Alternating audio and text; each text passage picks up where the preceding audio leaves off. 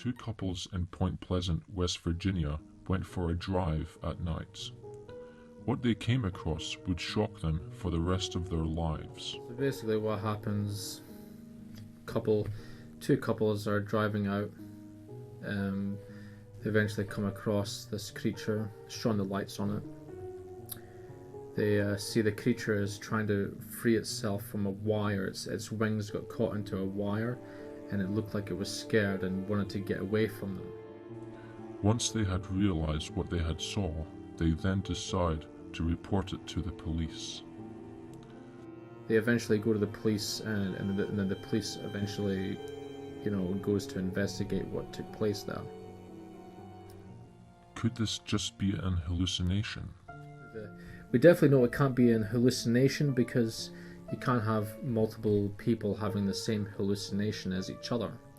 And it can't be a bird that they're looking at, like an owl, because, an owl doesn't look like a humanoid with slender muscles, like a body of a human being with, Could these couples be fabricating a lie?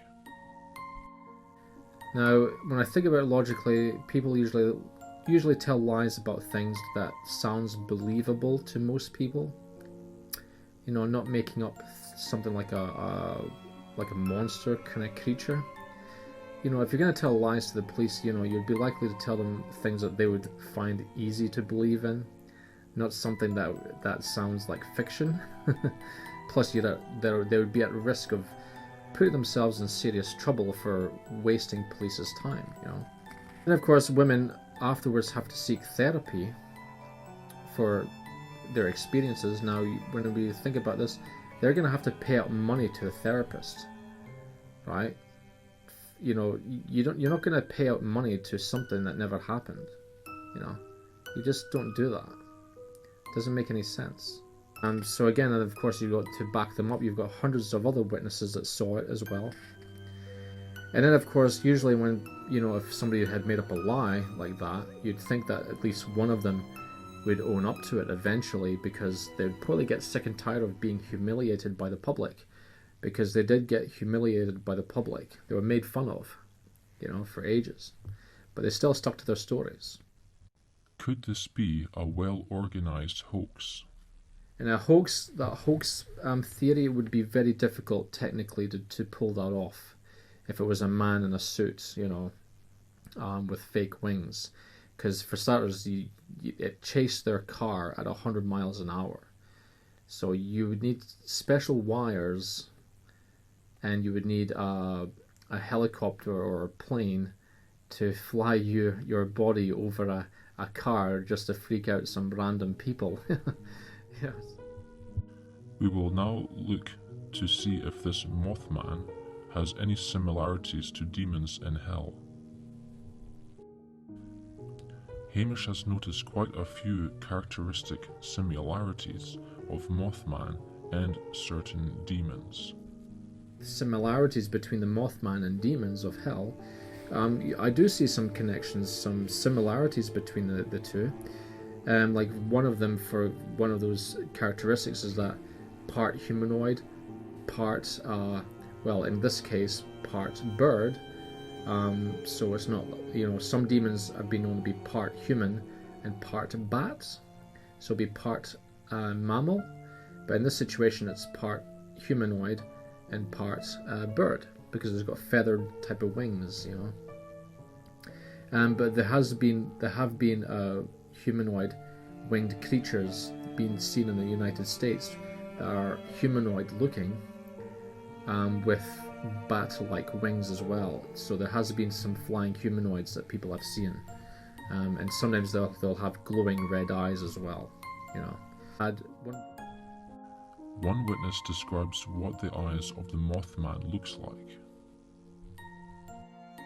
One witness said it had fiery red glowing eyes. Now Mary Baxter, when she was down in hell, she saw some demons with red eyes that were fiery, like, they're basically, I think she said that they would actually glow. I think that's what she said. I'm not sure if she did say that, but I will need to look in the book, This Mothman creature's eyes seemed to cause a strange experience for the witnesses. The Mothman's eyes have been known to hypnotize the witnesses as well, right? It had a hypnotic type stare about its red, fiery type of eyes. Now, when you look at Brian Melvin, when he was down in hell, in his book called Hell's Dominion, Land Unknown, he said that the entity, the demon, reptilian demon, had a type of stare that was very hypnotizing. You know, he had to avert his eyes away from the creature's hypnotic stare down when he was down in hell. The Mothman creature appears to glide or fly without flapping its wings. This is not normal for a flying creature to do this.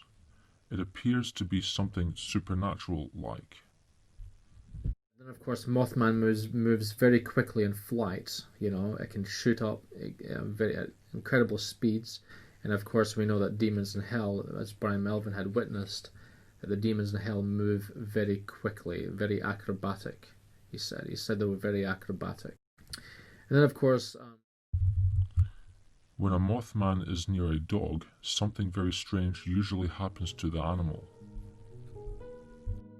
Dogs, for some reason, will go missing when there's a Mothman present, or they'll be found dead near a Mothman as well. So I don't know what. When women were present near the Mothman, there is a very important point we need to pay close attention to.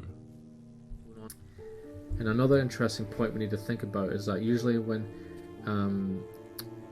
the Mothman would chase a blood bank type of vehicle, and a Mothman was also chasing after the women when the women were having their menstrual cycle as well. Now, when you look at David Paulides, the Hoopa project, the Bigfoot creature appeared to be raking the bins, like as if it was looking for something that was connected to a woman's menstrual cycle, because she was having her menstrual cycle at that point when the Bigfoot creature was at her house. So there we have it. We have the Mothman and other winged humanoids that are closely related to demons in hell. They may not be demons, but could be hybrids of demons. They certainly are cousins to demons, as they have the same characteristics of demons done in hell. In the next video, we will be exploring a reptilian creature that attacks a young man in his car.